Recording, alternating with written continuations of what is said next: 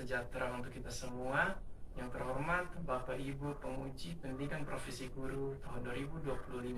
Perkenalkan, nama saya Marianus Vinolda Saputra Turu, nomor peserta 503 005 791 970 01, dengan nomor induk mahasiswa 258 690 513 330. Saya merupakan mahasiswa program studi Pendidikan Agama Katolik dan Budi Pekerti LPTK Sekolah Tinggi Katolik Santo Yakobus Merauke. Saya akan melaksanakan praktik mengajar di SMP Katolik Sint Vianney Soe, khususnya untuk kelas 9 dengan materi cita-cita membangun masa depan. Berikut videonya, silakan menyaksikan. Oke, selamat pagi anak-anak. Selamat pagi, Pak. Apa kabar hari ini? Baik. Abil, apa kabar hari ini? Baik, Pak. C? Oke ya. Hari ini kita masuk ke pertemuan kita yang berikutnya. Namun Pak Ari mau tanya-tanya dulu. Ini kan kamu tidak ikut camping nih. Kira-kira perasaan kamu tidak ikut camping ini seperti apa? Senang. Ada yang senang. Nah, kamu bagaimana? Kecewa tidak ikut camping. Tapi kan kamu tidak ikut camping kan ada satu alasan ya. Kamu harus persiapkan diri untuk ikut biologi ya. Iya. Jadi Pak Ari harap supaya lomba ini kamu berjalan baik, kemudian kamu bisa juara ya. Itu harapan kita bersama di sekolah kita. Kamu bisa juara sehingga ya mengharumkan nama sekolah yang ada juga. Kemudian nanti kamu buat satu portofolio untuk bisa ikut tes ke depan ya. Karena tes sekarang ini apalagi SMA Taruna, SMA yang lain itu butuh portofolio lomba. Hari ini kita memulai pembelajaran kita khususnya kelas agama.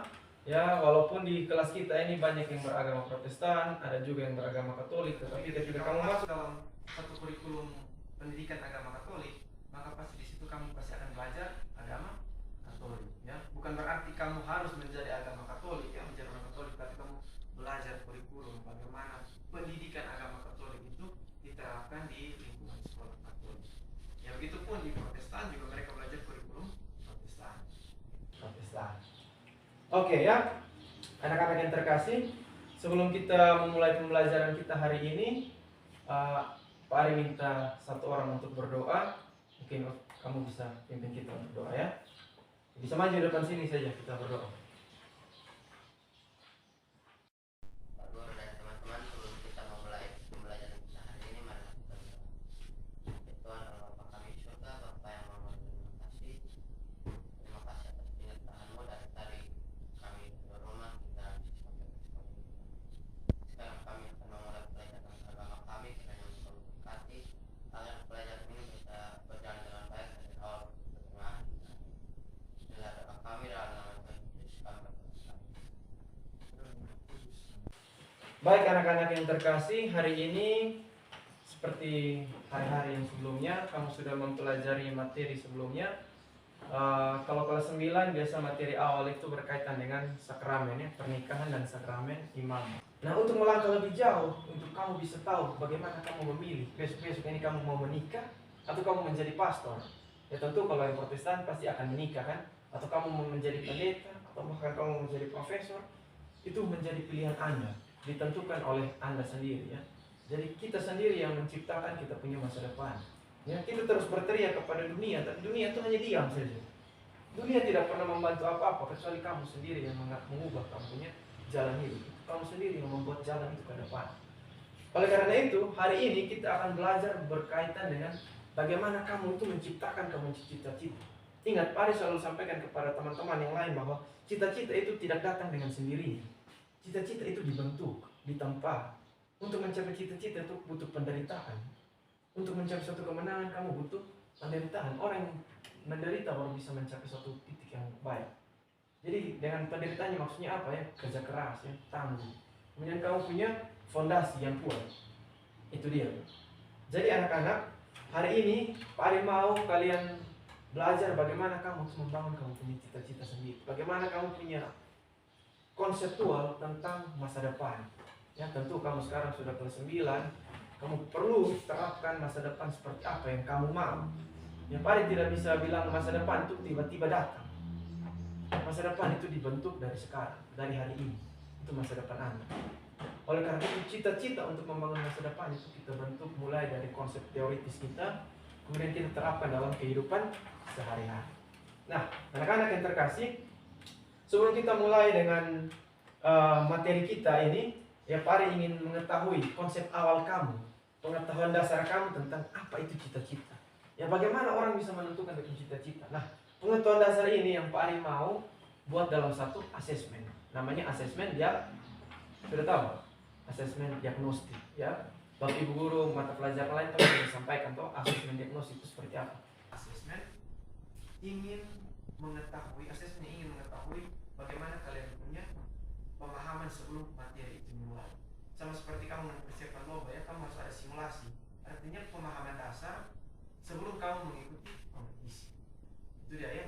Asesmen diagnostiknya kamu lihat di Google Site yang Pak Ari kirimkan di situ. Ya, Google Site yang Pak Ari kirimkan, coba kamu buka kembali di modul, di situ ada asesmen diagnostik. Di Google Site di paling awal di sini kamu bisa lihat. Nanti kamu copy paste kembali ini link, ya copy paste linknya, kemudian kamu mulai mengerjakan ya. Setelah Pak Ari melihat bahwa ternyata pemahaman Anda tentang cita-cita ini lumayan baik ya, sudah dibilang bagus. Artinya kamu memiliki pemahaman dasar tentang cita-cita itu sendiri. Nah, hari ini Pak Ari ingin menyampaikan satu materi yang berguna untuk masa depan kamu, yaitu bagaimana cita-cita kita membangun masa depan ya. Bagaimana cita-cita Anda sebagai seorang ya pelajar, tentu ke depan kamu bukan hanya belajar ya, kamu masuk dalam taraf kamu sebagai seorang profesional dalam pekerjaan. Ya, semakin ke depan itu kita semakin mengerucut ya. Contohnya begini, Pak Ari atau Pak Agung ya. Pak Agung tuh awalnya belajar dari SD, SMP, SMA, kuliah mereka harus menentukan jurusan mana yang mereka pilih, biologi. Pak Ari kuliah menentukan jurusan mana yang Pak Ari pilih, filsafat. Jadi semakin ke depan tuh kita semakin mengerucut ke sesuatu yang tujuan kita itu seperti apa. Nah, anak-anak yang terkasih berkaitan dengan cita-cita, hari ini tujuan pembelajaran yang kamu harus pahami. Yang kamu harus pahami itu adalah bagaimana bagaimana pentingnya cita-cita untuk membangun masa depan. Sehingga ketika kamu membangun masa depan itu kamu ada sikap bertanggung jawab, bekerja keras dalam mewujudkan kalian punya cita-cita. Yaitu tujuan pembelajaran kita hari ini. Jadi kamu punya konsep dasar bagaimana tanggung jawab Anda untuk bangun kamu cita-cita besok ke depannya. Nah, anak-anak yang terkasih ya, pembelajaran kita hari ini tadi Pak Ari sudah berikan asesmen diagnostik. Setelah asesmen, Pak Ari akan menjelaskan sedikit tentang cita-cita seperti apa, konsep tentang cita-cita. Setelah itu kamu akan mengetahui atau kamu akan belajar tentang pengalaman konkret yang dibuat oleh Ames ya. Ames ini dia seorang koki ya, pengalamannya. Kemudian nanti kita sharingkan pengalaman Ames itu, kenapa dia memilih jalan hidup sebagai seorang koki. Terus nanti kamu bertanya, kenapa saya harus memilih jalan hidup sebagai seorang profesor? Kenapa saya harus memilih jalan hidup sebagai seorang guru? Itu pertanyaan-pertanyaan eksistensial ya, pertanyaan-pertanyaan keberadaan Anda sebagai manusia ya. Ke depan kamu mau jadi seperti apa? Mau jadi ilmuwan atau kamu mau jadi seperti orang biasa gitu ya. Jadi kita sendiri yang membentuk identitas kita ke depan. Baik anak-anak yang terkasih, setelah itu kita masuk kepada tahap kesimpulan. Setelah kesimpulan nanti ada penemuan di Google Site, itu Pak Ari sudah berikan linknya, kita sebentar lihat bersama. Baik anak-anak, kita masuk kepada konsep dasar tentang cita-cita itu seperti apa ya. Apa yang dimaksud dengan cita-cita? Oke ya, pada umumnya dalam membangun masa depan itu sebagian remaja itu belum memiliki gambaran masa depan berkaitan dengan cita-cita. Tentu Pak Ari tanya kamu ya, kira-kira mau cita-cita jadi apa? Ada yang mau jadi dokter? Ada yang mau jadi pendeta? Coba yang mau pendeta angkat tangan. Yang dokter coba angkat tangan. Banyak dokter ya, 1, 2, 3, 4, 5, 6. Banyak sekali yang mau jadi dokter. Ada yang mau jadi guru? Ada yang mau jadi psikolog? Ada yang mau jadi apa? TNI AU. Ya, itu merupakan cita-cita kamu ya. Nah, pada umumnya remaja saat ini, entah kalian punya teman yang ada di sekolah ini atau kalian punya teman yang ada di luar, itu masih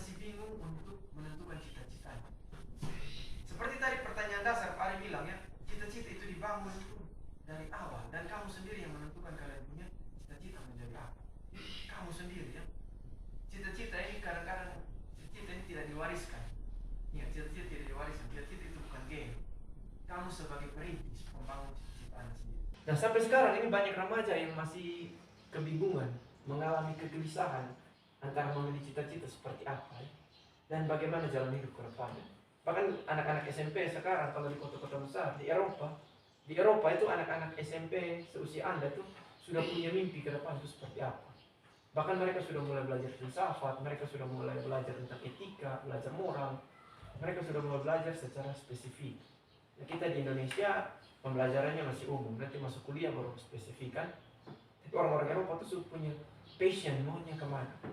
Passionnya mau kemana? Passionnya mau dokter, jadi harus mulai punya basic dokter tuh dari sekarang, belajar kedokteran tuh dari sekarang. Itu orang-orang di luar ya. Kalau kita tim masih kesana kemari, jalan-jalan ya kan, itu beda kita dengan orang-orang Eropa kan. Nah, di sini adik-adik, anak-anak yang terkasih, bahwa cita-cita itu seperti penentu jalan, ya, pedoman, sebagai tujuan kamu. Jadi dia sebagai jalan menuju ke arah yang membuat kamu itu menjadi pribadi yang memiliki identitas jelas. Itu cita-cita. Tetapi ya remaja itu perlu memahami itu dengan menentukan cita-cita hidupnya, karena cita-cita hidupnya itu mempengaruhi sikap. Ya. Ingat, setiap orang itu memiliki wajah yang berbeda. Contohnya begini, Pak Ari akan menampilkan diri sebagai dirinya Pak Ari, sebagai guru. Bukan menampilkan diri sebagai guru. Jadi kita punya wajah di mana-mana itu berbeda-beda. Begitupun ketika kamu memiliki satu cita-cita, kamu seorang dokter, kamu akan membawa identitas dokter Anda kemana. Orang akan tahu kamu seorang dokter, orang akan tahu kamu seorang guru. Sehingga kalau seorang guru itu mabuk di pinggir jalan, anak-anak itu, Pak mabuk di pinggir jalan. Pak ini punya pengalaman seperti ini. Nah, itu dia, identitas itu akan membawa kamu kemana-mana. Itu dia, kamu seorang siswa, orang akan tahu. Nah, cita-cita yang tinggi itu memerlukan persiapan ya. Tadi saya sampaikan bahwa cita-cita yang tinggi itu memerlukan persiapan, perencanaan, kemudian usaha yang lebih besar. Sama seperti kamu mengikuti lomba ya. Lomba ini bukan tiba-tiba datang, tiba-tiba kamu juara. Kita tidak seperti itu ya. Lomba itu kita harus adanya persiapan seperti yang kamu lakukan saat ini kan. Persiapan, kemudian kamu perlu perencanaan, ya. Strategi bersama dengan Pak Agung misalnya nanti. Strategi apa yang kita harus capai. Nanti kamu bahas bersama dengan kalian guru akademik biologi. Setelah itu berbicara juga tentang hal usaha-usaha yang lebih besar. Kemudian Pak Ari bertanya kepada kamu, sudah sejauh mana kalian punya passion untuk ini lomba? Sudah sejauh mana kamu punya usaha, motivasi kamu untuk memenangkan ini perlombaan? Ingat, hidup itu sebenarnya hidup itu bukan kompetisi satu dengan yang lain kan, masing-masing punya kehidupan masing-masing. Tapi ya rasanya tuh kamu berkompetisi kan. Di dalam kelas pun demikian, kamu merasa bahwa pergaulan kamu seperti itu, tapi ternyata dalam kelas ini ada kompetisi. Baik adik-adik, anak-anak yang terkasih, bahwa cita-cita itu adalah fondasi yang harus dibangun sebelum mendirikan bangunan ya. Semakin kuat fondasinya, maka kamu akan semakin kokoh. Semakin kuat persiapan Anda untuk lomba ini, kamu akan semakin percaya diri untuk lomba. Itu tanamkan itu. Jadi harus punya motivasi diri untuk punya kompetisi di lomba nanti. Siapapun yang kamu hadapi, itu sama seperti kehidupan Anda ya. Siapapun yang kamu hadapi, kamu harus benar-benar melampaui itu. Ya, benar-benar melampaui itu. Jadi ada pesaing, kamu harus benar-benar melampaui mereka. Oleh karena itu perlu ada fondasi yang kuat. Baik ya anak-anak yang terkasih, di sini ada satu kisah inspiratif tentang Ames ya. Jadi Pak Ari buka teksnya, kita lihat bersama. Kemudian setelah itu kamu kerjakan beberapa pertanyaan reflektif tentang Ames ya. Dia seorang koki yang kita lihat bersama bahwa dia berjuang untuk mencapai cita-citanya. Ini Pak Ari minta kalian untuk membaca cerita tersebut. Ya, Pak Ari singgung sedikit bahwa cerita ini merupakan cerita pengalaman di dunia tentang catatan harianku ya. Cerita ini menggambarkan bagaimana seseorang memperjuangkan cita-citanya. Walaupun cita-citanya sederhana, tetapi dia berusaha untuk memperjuangkan cita-citanya. Walaupun kalian punya usaha saat ini untuk mencapai lomba itu begitu sederhana, dengan keterbatasan informasi, keterbatasan buku, tapi kamu berusaha untuk memenangkan pertandingan, memenangkan lomba itu. Oleh karena itu,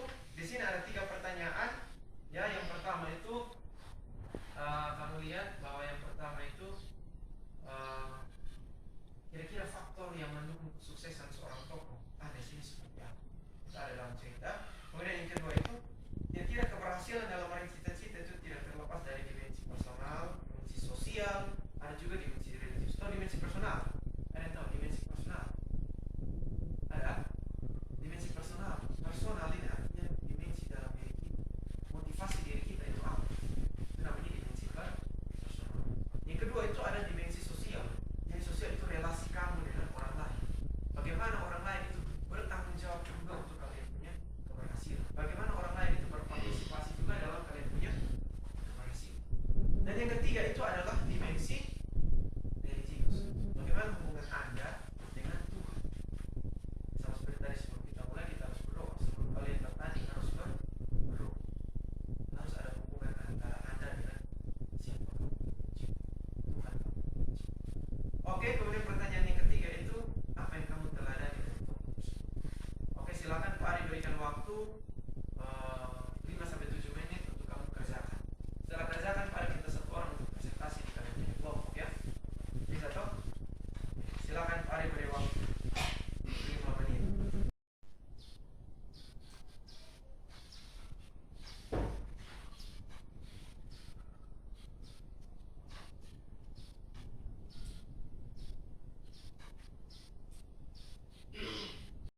Harian. Namaku Anes. Begitu biasa teman-teman masa kecilku memanggilku. Panggilan itu sampai sekarang masih melekat dalam diriku, meskipun di depan namaku diberi embel-embel bos oleh karyawanku yang sekarang sudah mencapai jumlah ratusan orang. Aku seorang pengusaha dalam bidang kuliner yang cukup sukses dan memiliki beberapa cabang di sejumlah kota besar. Presentasikan apa yang kamu dapatkan dalam materi Anes tadi. Baik Pak Guru dan teman-teman, saya akan mempresentasikan hasil kerja saya dari kisah yang telah saya baca tadi. Nomor 1, tuliskan faktor yang mendukung kesuksesan toko Anes dalam cerita tersebut. Faktor yang mendukung kesuksesannya, yang pertama, kerja keras dan pantang menyerah yang ia miliki. Yang kedua, meningkatkan kesediaan belajarnya. Yang ketiga, adanya dukungan dari lingkungan tempat tinggal. Dan keempat, doa dan kepercayaan yang selalu ia landaskan kepada Tuhan. Soal nomor 2, jelaskan bahwa keberhasilan dalam meraih cita-cita tidak terlepas dari dimensi personal, dimensi sosial, dan dimensi religius berdasarkan cerita tersebut. Dimensi personal karena ia berani dan mau belajar hal-hal baru. Pada dimensi sosial karena ia mendapat dukungan dan selalu peduli terhadap orang lain. Pada dimensi religius, ia menyadari bahwa semua keberhasilan yang ia dapat berasal dari Tuhan. Soal nomor 3, apa yang bisa kamu teladani dari perjuangan toko Anes dalam usahanya meraih cita-citanya? Yang dapat saya teladani yaitu tidak malu memulai sesuatu dari paling dasar, tetap rendah hati kepada orang lain, dan menjadikan Tuhan sebagai landasan utama. Demikian yang dapat saya sampaikan. Terima kasih atas perhatian. Tepuk salut. Salut, salut. Salut, salut. Salut. Oke, thank you ya. Baik ya, ini kita berbicara banyak juga tentang cerita Anes ya. Anes ini dia memiliki banyak sekali dukungan seperti Anda juga ya. Ketika kamu mau mempersiapkan lomba ini, ada dukungan dari pribadi kamu. Ya, kira-kira faktor dukungan pribadi kamu apa sih? Kamu punya motivasi diri atau tidak untuk dalam lomba ini? Pasti ada kan? Untuk mencapai kemenangan ya kan, mencapai kompetisi yang berkualitas. Kemudian itu masuk dalam dukungan personal ya, dimensi personal Anda. Yang berikutnya itu sosial ya, dukungan sosial dari orang lain. Tentu ada dukungan sosial dari orang lain. Salah satunya adalah kalian punya mentor, kalian punya pembimbing lomba, ini kalian punya guru. Ini merupakan dukungan sosial ya. Kalian punya orang tua khususnya ya kan. Orang tua Anda ini selalu mendukung kamu sehingga mereka fasilitasi kamu datang ke sekolah, datang ke sini untuk belajar. Dan yang ketiga ada apa tadi? Dukungan religius. No? Dukungan religius itu yang tadi Pak Ari sampaikan bahwa harus ada hubungan baik antara kamu dengan Tuhan.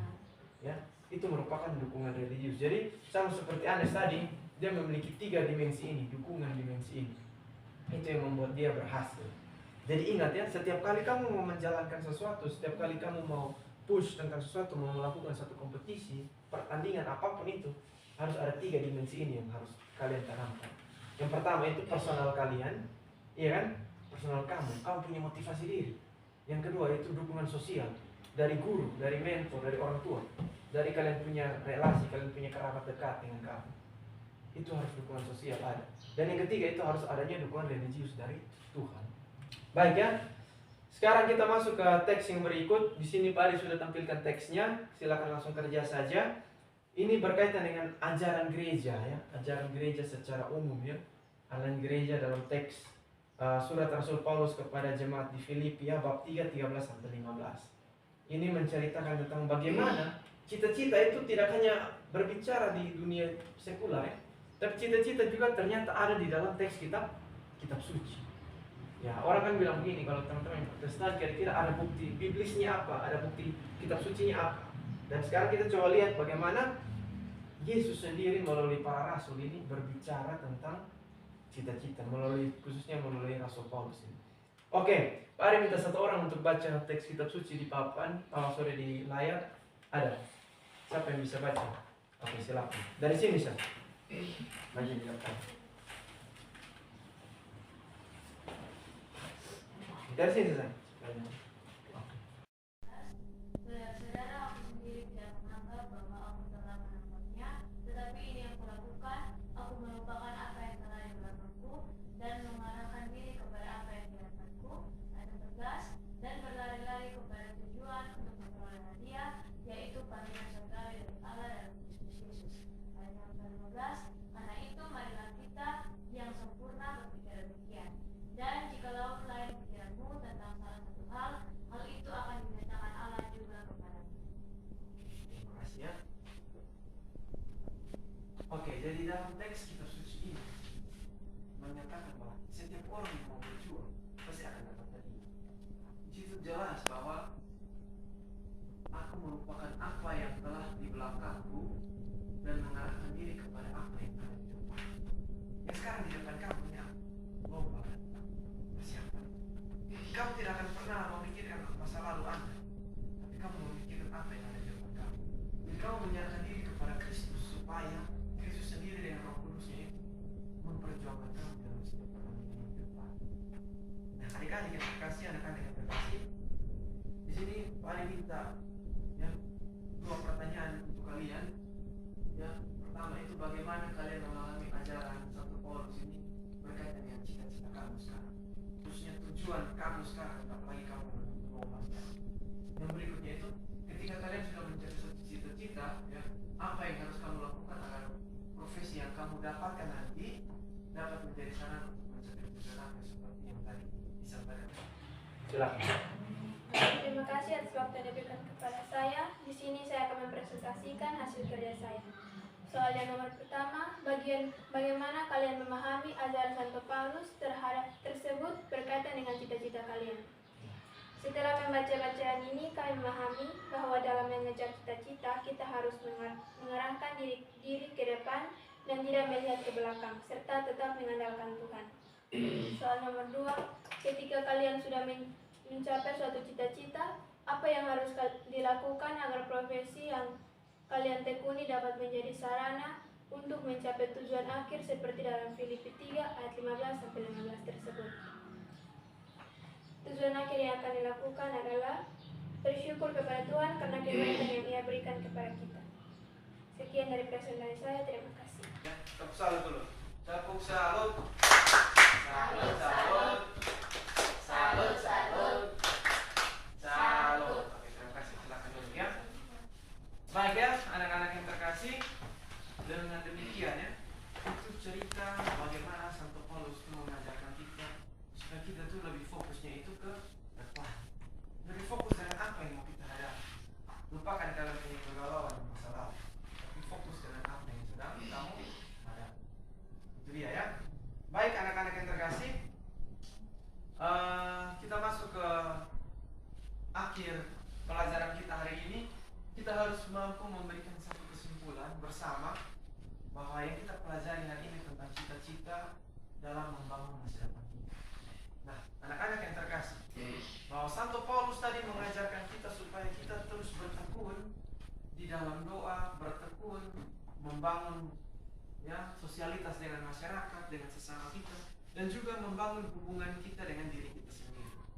Baik ya anak-anak yang terkasih, di sini kita bisa menyimpulkan bersama bahwa cita-cita itu merupakan anugerah dari Allah, ya. Kemudian Tuhan memberikan setiap orang itu mimpi dan talenta masing-masing. Ingat, di dalam diri kamu, 5% dalam diri kamu itu mungkin ada 1 satu benih yang bisa kamu tumbuhkan menjadi 100%. Ada satu benih yang menjadi identitas kamu di masa depan. Itu artinya setiap Tuhan berikan anugerah itu Tuhan berikan talenta yang unik ya. Kemudian untuk mencapai kemampuan kamu, untuk mencapai cita-cita kamu itu kamu perlu perjuangan ya. Jadi perlu perjuangan yang membutuhkan kerja keras seperti Ames tadi, seperti Rasul Paulus tadi. Dan yang berikutnya itu melayani dengan cinta kasih. Ya. Jadi setiap yang kamu lakukan itu orientasinya kepada cita-cita sejati kamu itu adalah kesejahteraan bersama. Ya, cinta kasih antara sesama, solidaritas antara sesama, dan terlebih khusus untuk memuliakan Tuhan ya. Oke, baik anak-anak yang terkasih, setelah kita menyimpulkan bersama tentang materi hari ini, ya, Pak Ari mau kita lihat bersama berkaitan dengan penangguhan kita ya. Bagaimana kita menangguhkan pengetahuan kita, konsep kita tentang cita-cita kita hari ini dan hari yang akan datang, bagaimana kita membangun cita-cita. Oke, di sini Pak Ari akan tampilkan. Kamu bisa lihat juga di Google Site kamu itu, bisa juga lihat. Tapi kalau mau lihat dari sini juga bisa. Ini Pak Ari tampilkan video bagaimana kita itu membangun cita-cita kita. Adik-adik yang terkasih, anak-anak yang terkasih, di sini ada kita masuk kepada refleksi dan aksi kita. Pak Ari mau kamu duduk dengan tenang ya, dengan rileks, kemudian kita melihat kembali ke dalam diri kita, sudah sejauh mana kita merefleksikan kita punya cita-cita. Nah, dalam refleksi ini Pak Ari mau ya supaya kita itu merefleksikan benar-benar dan bertanya kepada diri kita, sudah sejauh mana kita bergelut dengan cita-cita ke depan. Atau mungkin saat ini tuh kamu belum memiliki cita-cita, kamu boleh bertanya, kira-kira ke depan ini saya bercita-cita seperti apa? Atau pergumulan kamu dalam lomba ini seperti apa? Itu merupakan cita-cita ya dalam jangka pendek kamu ke depan. Sejauh mana kamu bergumul dengan ini? Baik adik-adik, anak-anak yang terkasih, semua yang kita lakukan dalam meraih cita-cita itu kita lakukan dalam nama Tuhan ya. Jadi dalam nama Tuhanlah kita memperjuangkan cita-cita kita. Jangan pernah kita sombong ya. Jangan pernah kita sombong kalau misalnya kita sudah mencapai kita punya cita-cita. Oke anak-anak, Pak Ari minta kamu menulis kalian punya refleksi di buku kalian masing-masing. Dituliskan, setelah itu nanti sebentar Pak Ari lihat kalian punya refleksi. Ya refleksi itu merupakan bentuk dari olah pikir kamu ya, bentuk dari olah pikir kamu. Jadi silakan kalian menulis refleksi kamu, bagaimana kamu menanggapi cita-cita kamu sendiri. Dengan demikian kita akan lakukan asesmen akhir ya. Pak Ari buat asesmen akhir ini berkaitan dengan pengetahuan setelah kamu menerima materi. Nah asesmen akhir ini Pak Ari sudah buatkan kuesionernya, buatkan soalnya di dalam bentuk Google Formulir ya. Jadi kamu akan kerjakan di Google Formulir itu. Setelah itu Pak Ari akan cek nilai kamu ke depannya. Setelah itu minggu depan kita akan buat satu evaluasi ya. Baik ya adik-adik yang terkasih, anak-anak yang terkasih, setelah kalian mengerjakan asesmen akhir, kita berakhir di tahap yang tahap hari ini kita selesai. Kita akhiri dengan doa. Semoga pelajaran hari ini bermanfaat untuk kalian ya. Dan mudah-mudahan ini menjadi bekal masa depan kalian. Mari minta satu orang untuk doa penutup. Yang Katolik ya. Dalam Bapa, Putra dan Roh Kudus. Amin. Allah Bapa yang pengasih, kami senantiasa memuji dan meluhurkan nama-Mu. Kami bersyukur atas penyertaan-Mu sehingga kami mampu memahami betapa pentingnya cita-cita dalam hidup kami. Semoga karena pendampingan-Mu kami tidak mudah menyerah dalam meraih cita-cita dengan meraih cita-cita kami.